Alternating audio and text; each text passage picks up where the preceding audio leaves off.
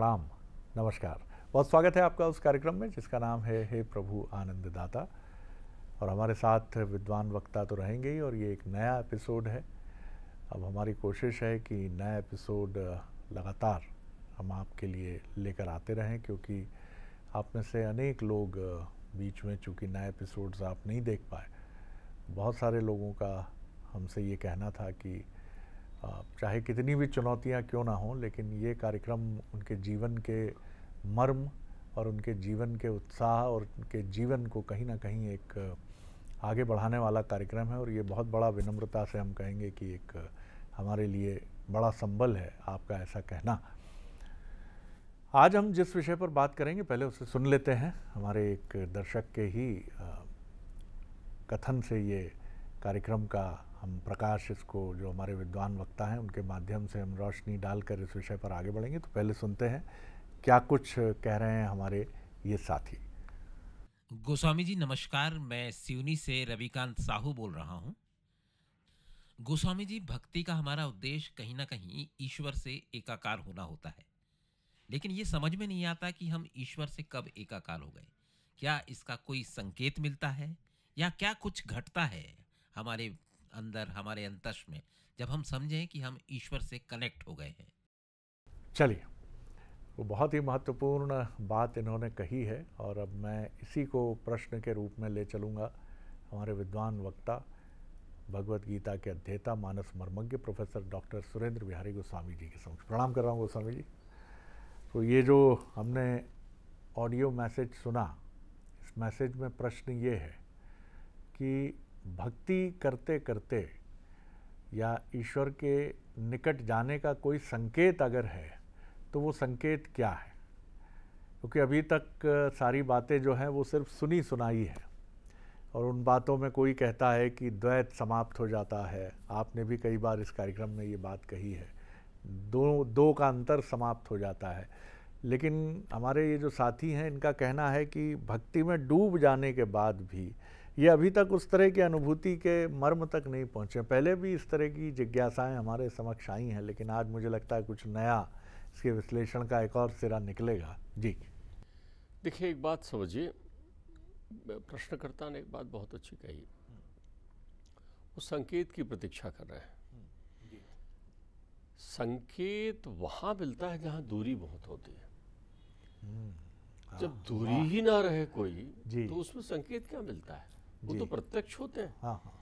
ध्रुव आंख बंद करके तपस्या कर रहे हैं। अब आंख बंद करके ध्रुव तपस्या कर रहे हैं, और अंदर एक मोहनी छवि बना रखी है ध्रुव ने। अब मोहनी छवि बना रखी है, परमात्मा का वही स्वरूप ध्यान में रखा है जो गुरु ने बताया है, नारद जी ने जो उनको बताया, और आंख बंद किए। आंख बंद करने के बाद जब उनको वो दिखना बंद हो गए हृदय कमल में, तो घबरा कर उन्होंने आंख खोली तो वो आंख के सामने थे। परमात्मा उसी छवि में सामने खड़े हुए थे। परमात्मा कोई संकेत नहीं देता आपको, ध्यान रखिए। अगर आप संकेत की प्रतीक्षा कर रहे हैं तो फिर आप एकाग्र नहीं हो पा रहे हैं। फिर आप खटखटाने की आवाज सुन रहे हैं ना, कान तो आपका एक मतलब आपकी जो इंद्रियां हैं वो बहिरंग बनी हुई है। आप तत्वों में ढूंढ रहे हैं कि देखो आज कितना शुभ था आज का दिन, मतलब आज सवेरे सवेरे वो मिल गई थी इसलिए ये हो गया, ये उसका संकेत था। फिर तो वो स्वप्न संकेतों में चले गए कि आज मैंने सपने में देखा मर गया मैं, तो दूसरा कहेगा अरे तुम्हारी उम्र बढ़ गई। ये संकेत विषयों के होते हैं, ध्यान रखिएगा। लौकिक क्षेत्र की सारी प्रक्रियाओं के संकेत होते हैं, पारलौकिक अनुभूति देता है, संकेत नहीं देता। जी। उनकी अनुभूति एक आपके अंतर चित्त में बनी रहती है। इसमें अलग अलग वृत्तांत और अलग अलग प्रक्रियाएं हमारे जीवन में देखने को, सुनने को, समझने को मिलती है। मैं ध्यान कर रहा हूं कि उद्धव रहते थे कृष्ण के साथ। उद्धव श्री कृष्ण के चचेरे भाई थे। अच्छा जी, ठीक है। तो एक फुफेरे चचेरे भाई थे, रिश्ता था उनसे। लेकिन उस रिश्ते से हटकर उद्धव और कृष्ण जो है समायु के थे, तो उनमें मित्रता भी थी। परमेश्वर के दो मित्र बड़े प्रसिद्ध रहे, एक सुदामा और एक उद्धव जी। उद्धव जी उनके वो मित्र थे जिनसे वो सांसारिक विषयों पर भी बात करते थे। जी। उद्धव शिक्षा प्राप्त करने बृहस्पति जी के पास गए थे। देवताओं के गुरु बृहस्पति ने उनको शिक्षित किया था, और वो बृहस्पति के तुल्य थे। ज्ञान मार्ग में उस समय में, उस दौर में विदुर के अतिरिक्त कोई ऐसा नहीं था जो उद्धव का सामना कर सके। उस काल में, ज्ञान मार्ग में। अब उद्धव ने देखा कि कृष्ण जी जो है, अब देखिए कैसे संकेत नहीं, परमात्मा सामने है आपके। ये बड़ा अजूबा उदाहरण है, आप मेरी बात समझिए। परमात्मा के साथ आप खड़े हैं, लेकिन उस परमात्मा के तत्व को आप अनुभूत नहीं कर पा रहे हैं। परमात्मा अब आपको संकेत देने वाली जो प्रक्रिया है, इसमें संकेत भी समाहित है, लेकिन संकेत नहीं है। तो आप ये भी संकेत कर रहे हैं कि कई बार ज्ञान भी जाने अनजाने में बाधा बन जाता है। नहीं, ज्ञान ही बाधा है।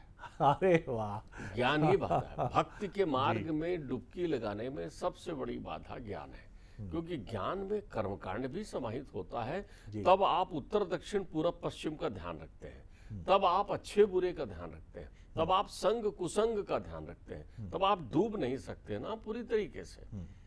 देखिए, जब आदमी बिल्कुल अज्ञानी हो जाए तो भी परमात्मा मिल जाते हैं। बाली नाम का एक तत्व है, ध्यान रखिए जी। बाली सुग्रीव का बड़ा भाई बाली। बली और बाली में बड़ा अंतर हो जाता है, लोग इस मामले में भ्रम में पड़ जाते हैं। बाली की पत्नी परम धर्मावलंबी है, और वो जानती है कि सुग्रीव जो रावण को काखरी में दबाकर घूमता हो, जिसकी रावण के साथ संधि हो, जिसने अनेक द्वंद्वकारी दैत्यों को हंस हंस के हरा दिया हो, उसको ललकारने उसका भाई थोड़ी आ सकता है। वो भगोड़ा भाई जो चुप के बैठा हुआ है, जो तुंगभद्रा नदी के किनारे छुप करके पर्वत की कंदराओं में विराजमान है, वो थोड़ी आ सकता है। लेकिन वो जब ललकारता है और ये दौड़ता है, ललकार नहीं सुनता वीर कभी भी, युद्ध में ललकारा तो जाना नहीं है। तो जब दौड़ने लगता है तो वो हाथ पकड़ती, कौन? तारा हाथ पकड़ती। वो कहती है, अरे ऐसा न जाओ आप। अहिल्या, द्रौपदी, तारा, सीता, मंदोदरिस्त था, पंच कन्या, महाबाहु, महापातक नाशिनी, इनको महाकन्या माना गया है, जिनके स्मरण मात्र से पाप दूर हो जाते हैं। वो तारा हाथ पकड़कर कहती है, सुनो, ये तुम्हारा भाई इतना बलशाली नहीं है, परमेश्वर आए हुए हैं राम के रूप में। अब ये संकेत है, ये संकेत है। कोई दूसरा आपको टोके, ये संकेत हो सकता है, लेकिन परमात्मा संकेत नहीं देते। परमात्मा तो मिल जाते हैं, जब आप मिलने लगोगे तो परमात्मा होते हैं। वाह। परमात्मा मिलते हैं, संकेत नहीं देते, अपने में मिल जाते हैं। आत्मा परमात्मा में समाहित हो जाती है। तो एक सूत्र तो हम ये भी समझ पा रहे हैं कि हमारी ध्यान, उपासना, प्रक्रिया, पद्धति, ये भी कई बार बाधा बनती है। ये बाधा तब बनती है जब हम यहाँ अटक जाते हैं। ये पड़ाव है, आप वहां ठहर जाते हैं तो बाधा बन जाती है। आप खूंटे में जैसे ही बंधे, किससे? मैं से। जब तक आपका मैं तिरोहित नहीं हुआ तब तक आप मिल नहीं सकते ना, मिलने में बाधा मैं ही है। तो आप देखिए, वहां पर रोज नित्य उद्धव देख रहे हैं कृष्ण को, रोज उनसे बात कर रहे हैं। एक दिन उदास देख रहे हैं तो मित्रता के भाव में चर्चा देखिए, वहां बड़ा सुंदर भागवत जी में वर्णन है। उद्धव जी पूछते हैं, आज क्या बात है मित्र, तुम उदास हो? कहीं ऐसा तो नहीं कि तुमको वो कोई ध्यान आ गया है, तुम्हारे हृदय कमल को किसी ने लुभा लिया है? ये मित्रों की बात, एक अवस्था की बात है। दो किशोर चर्चा कर रहे हैं जी।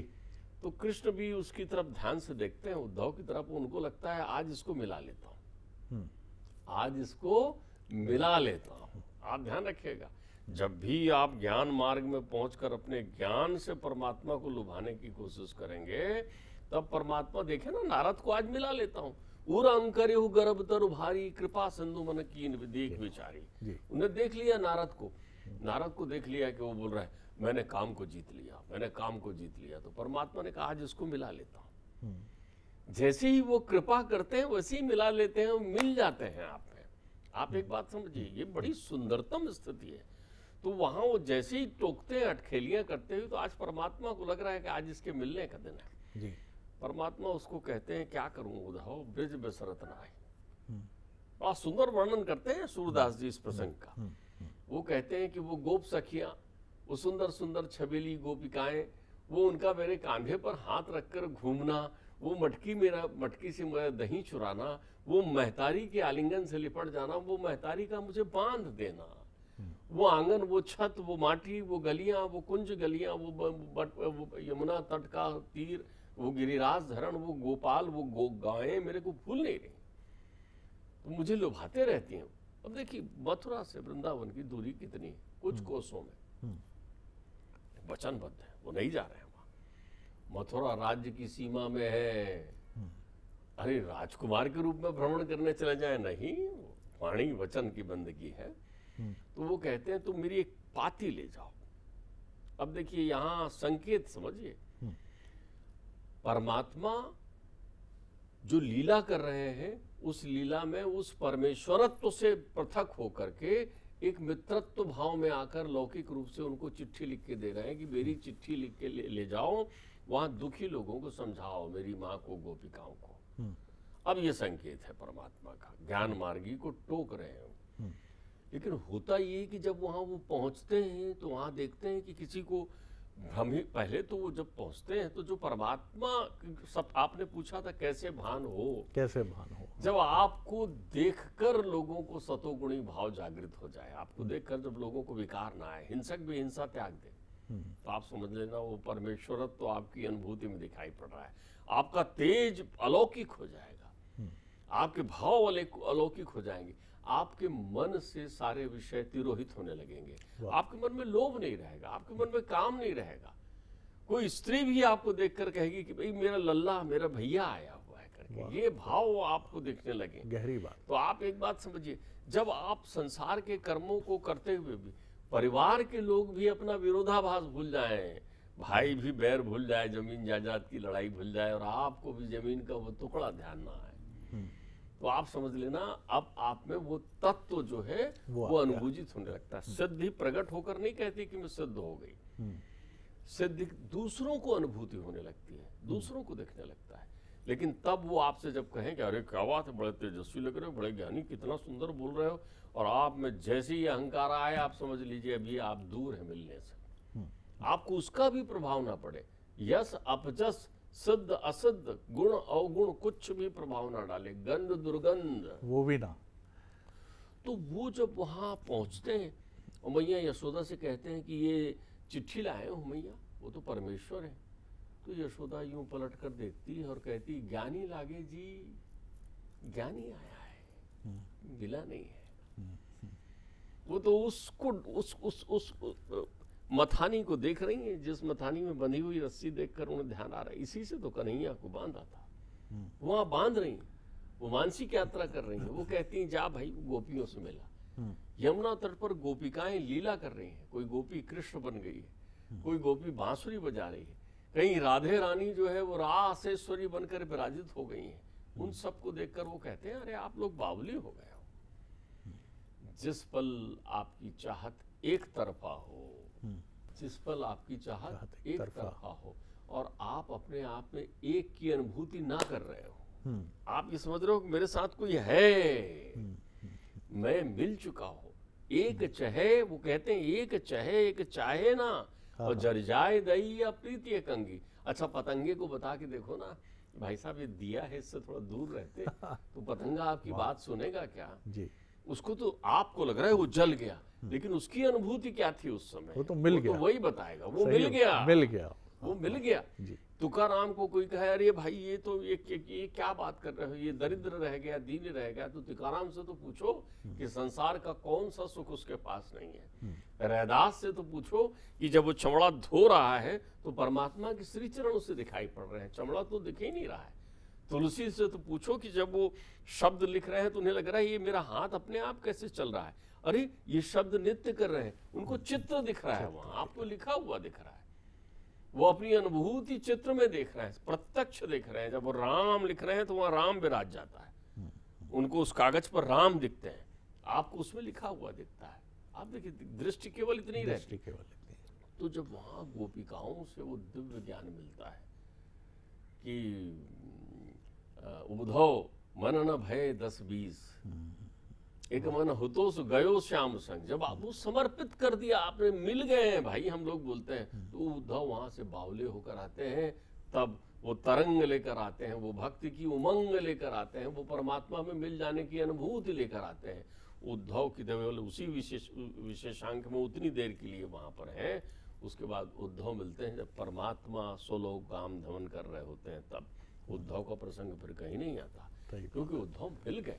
जब आप प्रासंगिक नहीं रह जाते, जब आप किसी प्रसंग की चर्चाओं में नहीं रह जाते, जब आप उस प्रसंग में मिल जाते हैं, अरे जहाँ भगवान का नाम होता है वहाँ भक्त का नाम रहता है, जहाँ भक्त का नाम रहता है वहाँ भगवान का नाम रहता है। जब तक भक्त और भगवान अलग अलग हो, जब मीरा बोल देने से कान्हा ना नजर आए तुम्हें, तो फिर मीरा का नाम नहीं समझ पाया आपने।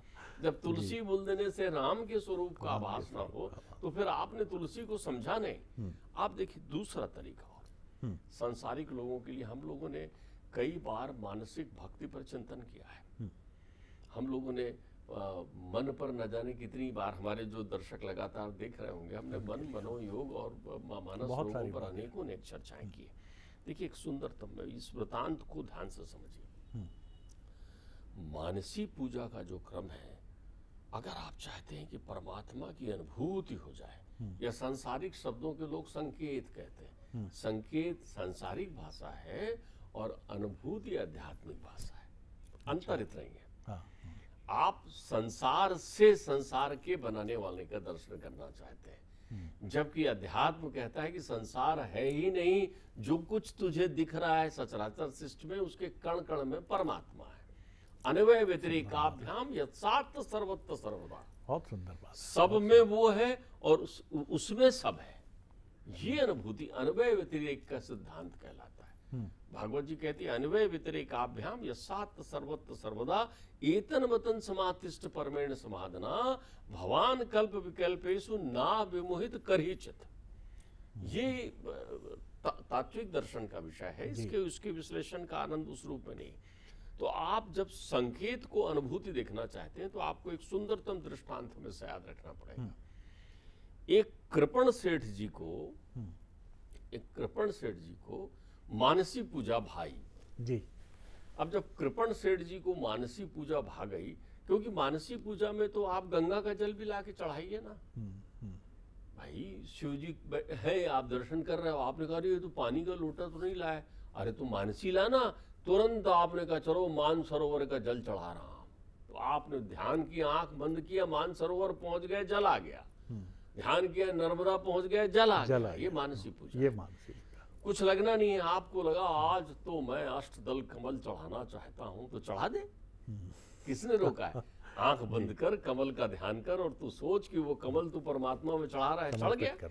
तुम हीरे जवाहरात दुनिया के 56 भोग चढ़ाओ ना मानसिक पूजा में, कुछ नहीं लग रहा है, लेकिन उतनी देर के लिए मन को एकाग्र तो करना पड़ेगा।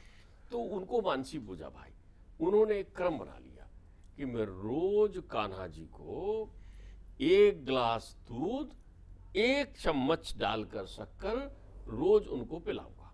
अब वो 2 पल के लिए सवेरे आते थे और बस उतनी ही पूजा करते थे, आंख बंद करते थे, आवाज लगाते थे कि कान्हा जी आ जाओ। एक छोटे बालक की छवि उनने अपने अंदर मन में बना ली थी कि सुंदर नील कमल की तरह जिनका वर्ण है, बड़ी बड़ी आंखें, घुंघराले बाल हैं, मोर मुकुट धारण किया है, ऐसे एक बालक दौड़ते हुए आ जाता था, छम छम पायलिया पहने हुए, और आ करके जो है उनके पास गोद में बैठ जाता था, और वो 1 गिलास दूध में 1 चम्मच शक्कर डालकर उनको पिला देते थे। बस इतनी देर देखते थे, पी रहे हैं वो, हाँ आप लीजिए ना वाले वो पिला देते थे, जैसे बालक को दूध पिलाते हैं। ये क्रम उनका अनवरत चला। अब ध्यान रखिए, ये उनकी मानसी पूजा का एक अंग होगा, भक्ति का एक श्रेष्ठतम मार्ग हो गया। अब हुआ ये, अब संकेत और अनुभूति दोनों यहां देखिए, उनके जीवन में ये क्रम आ गया। संकेत ये हो गया कि वो चाहे कितनों व्यस्त रहे, 2 पल के लिए वो पूजा रोज करते थे। ये संकेत हो गया उनके जीवन में। अगर उन्होंने नहीं किया तो जहां बैठे होते थे वहीं बोलते थे, अरे रुको भाई, वो साहब बोले करोड़ों की डील चल रही है, अरे बोले रुको 1 मिनट में, आज दूध नहीं पिलाया हूं। लोग बोलते थे ये बावले हो गए। एक पक्ष आपका सांकेतिक रूप से सामने लग जाता है। हर व्यक्ति में भी है, आज पिताजी को छू के नहीं निकला, आज माताजी के पैर पड़ के नहीं, सारे संकेत हैं। ये संकेत हैं आपके सतोगुणी होने की दिशा में जाने के। अब अनुभूति देखो, उन्होंने कहा कि वो दिन जल्दीबाजी में थे, उन्होंने कान्हा को आवाज दी, कान्हा आ गए। मन में उन्होंने दूध लिया, दूध में उन्होंने 1 चम्मच शक्कर मिलाया। तो उस दिन जल्दीबाजी में शक्कर सामने रखा था, 1 नहीं 2 चम्मच डाल दिया। उन्होंने कहा 2 चम्मच डाल दिया, अब क्या करूं? तो बोले अभी दूध को खाली करता हूं, अभी घोला थोड़ी है, अब उसमें से 1 चम्मच शक्कर। सब कल्पना है, मन की कल्पना नहीं, मानसी और कल्पनाओं में अंतर है, ध्यान रखिएगा। मन में वही दिखता है जो होता है। आप देखिए, आपसे कोई कहे आपके पिताजी, तो उसके बोलने की बारी होती है और आपके चित्त मन मंदिर में पिताजी की छवि दिखने लगती है, वो कल्पना नहीं है, मानसी। लेकिन आपसे कोई कहे राक्षस, तो आप कल्पना करो। आप ध्यान रखिए, जो यथार्थ है वो मन में चित्र अंकित कर लेता है। मन मंदिर में मोहन की छवि होती है, अंकित तो करिए आप जिसको बनाना है। तो जैसे ही वो उसमें से वो सोचते हैं कि एक चम्मच वापस निकाल लूँ, गीला शक्कर है, सुखा दूंगा, कल देना है, तो मन की पूजा है। हाथ लगाते हैं तो पकड़ लेते हैं हाथ कन्हैया उनकी, वो घबरा कर आँख खोलते हैं तो सामने वो बालक खड़ा रहता है। वो कहता है, एक तो मन ही मन मुझे दूध पिलाते हो और ऊपर से शक्कर में कंजूसी करते हो। तो सवाल ये है कि आपके संकेत आपकी अनुभूति से कब मिल जाए, और एक दिन आपका मन मिलकर कब जो है ये मैं तिरोहित हो जाए, और मैं तिरोहित होकर सोहम हो जाए, कोहम तो सोहम हो जाए। बहुत सुंदर बात है। वाह डॉक्टर साहब, आनंद आ गया। यानी तार इतने जुड़ जाएं कि मानसी भी वास्तविक हो जाए। और वो सेठ जी जो अपनी कृपणता यानी अपनी कंजूसी के लिए विख्यात थे, कुख्यात थे, जैसा भी आप समझें, वो एक चम्मच शक्कर कल्पना में नहीं, मानसी पूजा में अपनी डाल देते हैं। तो कन्हैया कहते हैं, नहीं, अब इनका मिलन आवश्यक हो गया है, क्योंकि ये मानसी में भी इतने गहरे उतर चुके हैं कि अब कोई भी द्वंद्व नहीं रहना चाहिए, और अब इनका प्रभु से मिलन, उसका समय हो गया है। तो आप देखिए कि आज की तमाम मैनेजमेंट की किताबें कहती हैं the power of subconscious mind, यानी आपके अचेतन मन की शक्ति ऐसी है कि अगर आप सोचें कि मैं धनी हो जाऊं, बेहतरीन घर बनवाऊं, तो वो ऐसी पुस्तकें और उनके विश्लेषणकर्ता ये दावा करते हैं कि ये सत्य होता है। अगर आप नकारात्मक सोचते हैं, यानी मानसिक शक्ति देखिए आप, जिसका डॉक्टर साहब ने चित्रण किया, तो इस ईश्वर से भी आपको जुड़ते समय संकेतों से मुक्त होना होगा कि ये इतना पढ़ लिया स्तोत्र, आज तो 1.5 घंटे की पूजा हुई ना, ये सब नहीं। जब वो कन्हैया दौड़ते हुए नजर आने लगे, जब कैलाश पर बैठे शिव के उनके मस्तक पर गिरती गंगा आपको दृश्यमान दिखे, जब नंदी साक्षात आपको दर्शन दें, जब विष्णु जी का वैभव क्षीर सागर में आपको साक्षात दिखे कि लहरों के बीच माता लक्ष्मी के साथ बैठे विष्णु जी आपको देखकर मुस्कुरा रहे हैं, तब ये संकेत मिटेंगे और आप मिल जाएंगे अपने उस इष्ट से जो अभी आपका अभिष्ट है और अभी आप उससे मिल नहीं पा रहे। डॉक्टर साहब, बड़ा आनंद आया। अगले एपिसोड में एक और विषय लेकर उपस्थित होंगे। अनुमति दीजिए। प्रणाम।